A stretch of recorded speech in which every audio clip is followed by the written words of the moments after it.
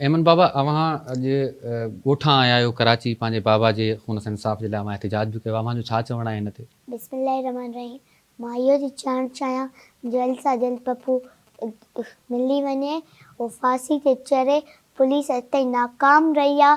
Police इन करे घर में वेठी आहे। ॼण ईअं थो लॻे असांखे रोप आहे, घर में वेठी आहे। माई वेहंदी आहे न घर में, ईअं वेठी आहे।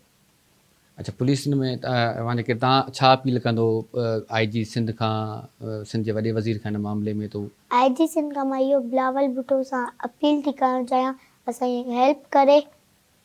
नंढड़ो वाक़ियो तव्हांखे ॿुधायां थी त मुंहिंजो पुटु सेमिनार बीबी साहिबा फोन कयो, 14 ॿारनि खे घुरायो हुई लाड़काणे में, सम्झो। उन्हनि में मुंहिंजो पुटु असफंद यार डेपर अख़बार में बि आयो हुओ उन टाइम में, त उनखे बि फुड़ा पियारिया हुई। पहिरियों पंहिंजी नंढड़ी जेका हुयसि उनखे आसफा पियारियईं, बीबी खे। आसफा बीबी खे।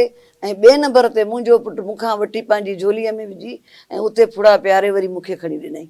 इन में मिनिस्टर सभु हुया, निसार साहब हुयो, सिराज दुरानी साहब हुयो, कायम अली शाह साहब हुयो, ऐं ॿिया बि काफ़ी मिनिस्टर हुया जेके इन में वेठा हुया, जंहिंमें मां बि शामिल हुयसि।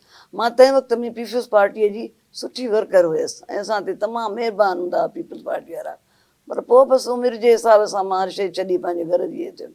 त मुंहिंजो नंढड़ो पुटु बेनज़ीर साहिब पंहिंजी झोलीअ में खणी ऐं उनखे पंहिंजे हथनि सां ड्राफ्स पियारिया आहिनि।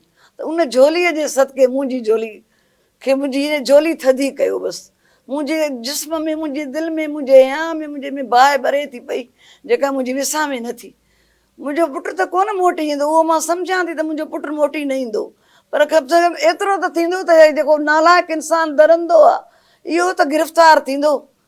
एतिरो त मुंहिंजे लाइ कुझु कनि, इहे हुकूमत करे, कुझु पीपल्स पार्टी वारा कनि, यादि कनि मुंहिंजी। मूंखे अॼुकल्ह जा नौजवान मूंखे न सुञाणंदा हूंदा, पर पंहिंजे मथे निसार साहिब खां पुछनि त डेपरनि खे तूं सुञाणे चङी तरह त उहो ई ॿुधाईंदो त हा वाक़ई इहे सभु सही ॻाल्हियूं आहिनि।